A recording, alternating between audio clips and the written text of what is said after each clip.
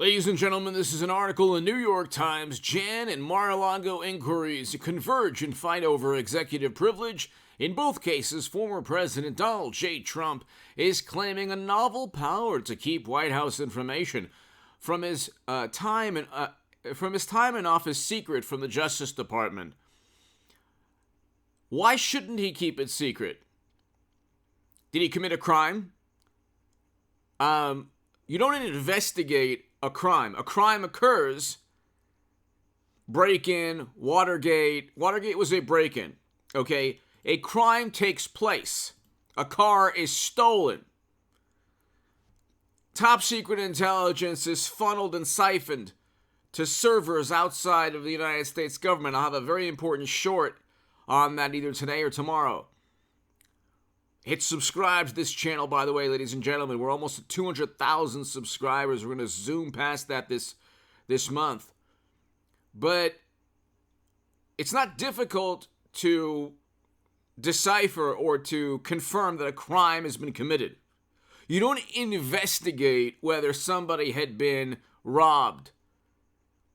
The claim is, the crime occurs, and then the investigation, if God forbid somebody's life is ended by another person, you have a life that's ended. A crime has occurred.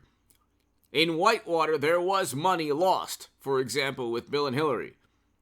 A crime occurs. You don't need to investigate whether a crime had occurred. Almost always. You need to investigate who committed the crime. So this Times article, two high-profile criminal investigations involving Donald J. Trump are converging on a single, highly consequential question. How much residual executive privilege can a former president invoke after leaving office? He declassified everything from the Oval Office to Mar-a-Lago. If he didn't declassify and that's a crime, then indict him. Why are you waiting? Merrick Garland and Democrats. Oh, maybe because you have nothing on the man. If he was indicted, he's indicted. I'd still vote for Trump because I know, A, the system is after him. Democrats, their life's mission, their hearts and souls are devoted to, they are obsessed with just taking down Trump. So there's no equal justice or, there's pure political bias. And watch the shorts on this channel. James Comey stated that there were violations, there were laws broken by Madam Secretary, but no reasonable prosecutor would indict. Well, why don't you find those types of prosecutors with Trump? Because if classified data can be funneled outside of the United States government, don't come and tell half the electorate that, Trump committed crimes with mishandling of classified data. Sorry. If you cared about classified data in 2016 and you indicted Clinton, then indict Trump. But if you didn't do that, then don't think of indicting a former president who had classified data that he stated he declassified. But even if he didn't declassify the data, the precedent has already been set. But you have a situation as a former president where they can't really indict him. In January, he did not commit a crime. He did not tell people to commit criminal activity. Hit subscribe to this channel, ladies and gentlemen. Hit subscribe to the Stock Market Crash channel and H.A. Goodman's other channel. To my new Patreons, thank you. I cannot do all of this without your support on Super Chat and a live stream, and I'll have a live stream later this evening, actually about 6 p.m. Pacific, and then I'll try to do 2 live streams a day, and then later in the evening as well. But your Patreon support is greatly appreciated. If you want to give a super thanks to this channel, a super thanks in the segment below is greatly appreciated. You can't go ahead and accuse a former president of committing a crime 2 years after January, which I condemn, everybody condemns. Guess what? Do Democrats condemn $1 to $2 billion plus in property damage, 19 lives lost according to Wikipedia, with their rhetoric? Their rhetoric fomenting all of this, get in people's faces. You have the New Jersey senator, California congresswoman, stating that they wanted to assault then President Donald Trump, or that people should get into supporters of Trump, their faces. You can't, if you're going to go after Trump, and by the way, I think that what he's doing is not really productive. in the manner he's doing it, because it gives them political momentum. You don't go after Mitch McConnell in the manner that he did, but it was about shady business deals. That's lost upon the morally superior. If the morally superior, highly educated, apoplectic, almost always hysterical, wonderful, highly educated liberal Democrats hear something they feel is immoral or unjust or prejudicial, they gain political momentum, my God almighty. And it's not like ICBMs can be flying above, which is a possibility, unfortunately, in Biden's America. And we're going to see a continual stock market crash. I don't care if the market's up or down today. This week, next week, the week after, the whole thing's going to just tank. We saw what took place with the Bank of England and UK pension funds, Credit Suisse, Deutsche Bank, credit default swaps again, 12 years after they helped tank the U.S. economy and global economy. But everything's going to get worse. You know that song, Everything is Awesome? It's like the cartoon song. With Biden's America, mashed potato branches, everything stinks. Look at the economy and foreign policy. Look at the economy and foreign policy and tell me why you wouldn't vote for Trump. I'm asking morally superior, like I'm asking socialists. Poverty is increased. The whole point to being a socialist, the only reason to be a left-leaning Democrat or socialist or Green Party voter is because you want to alleviate poverty. Poverty has increased. It is not decreased. And it is not just a global phenomenon. The same people did the same stupid things. Shutting down economies, pumping trillions. Now, they might still be pumping trillions after they they increased interest rates.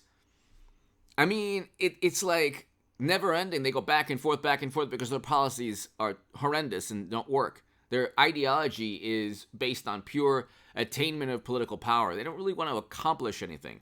Democrats don't want to accomplish anything because you can see the economy is tanking and foreign policy is a catastrophe.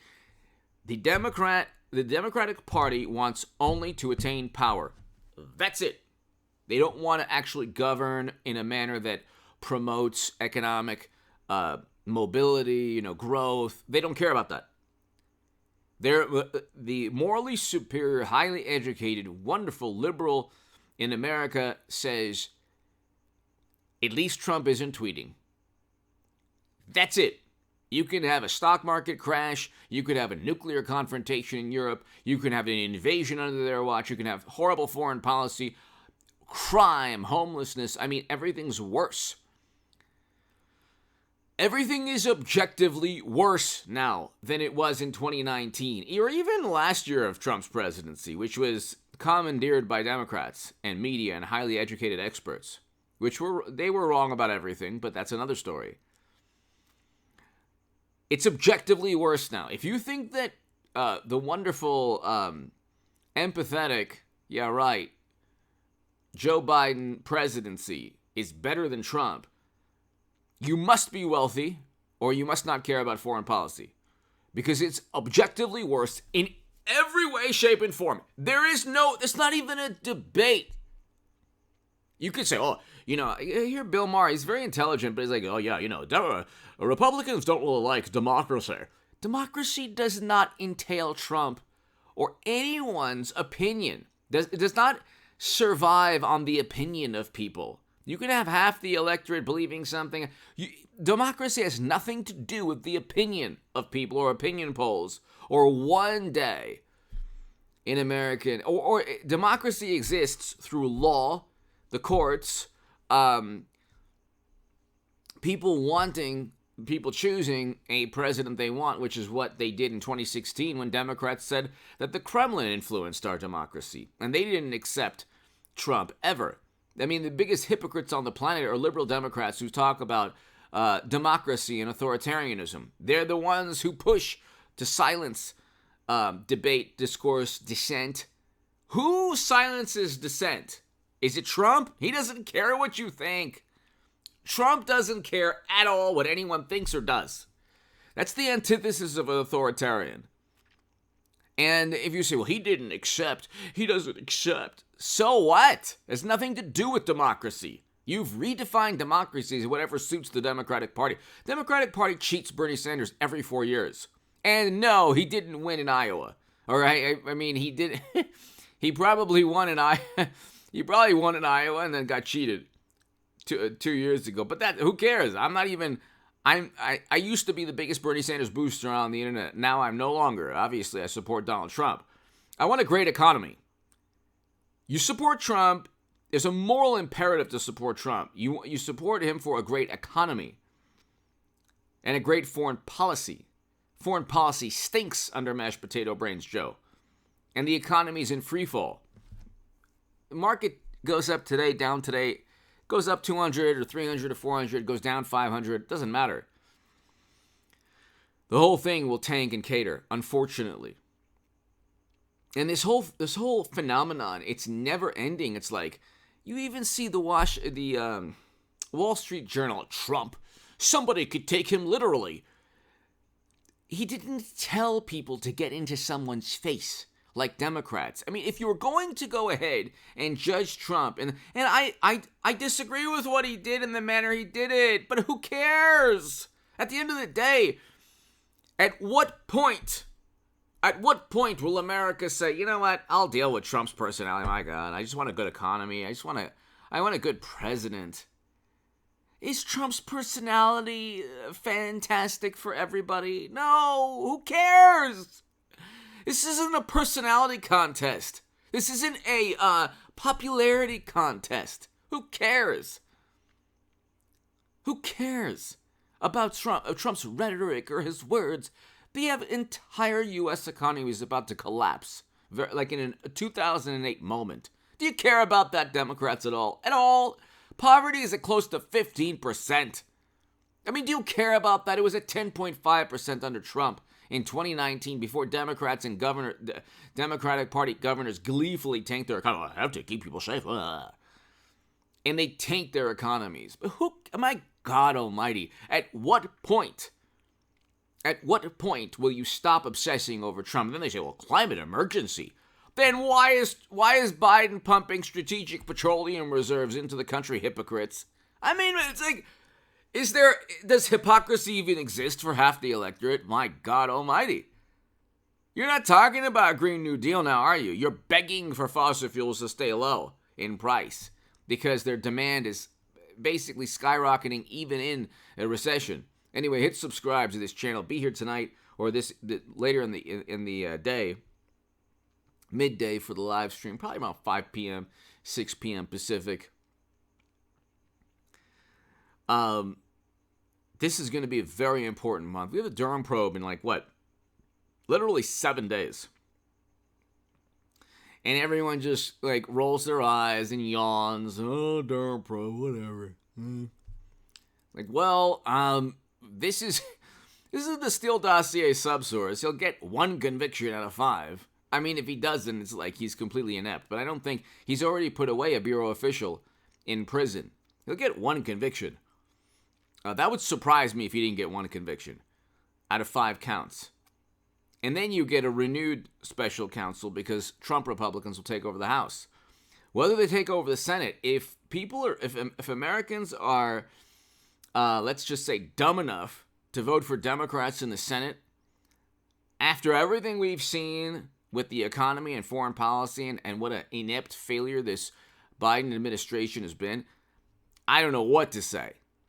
But I did predict, ladies and gentlemen, Clinton losing to Trump and also the stock market crash of 2022, which it will be known as. We will see.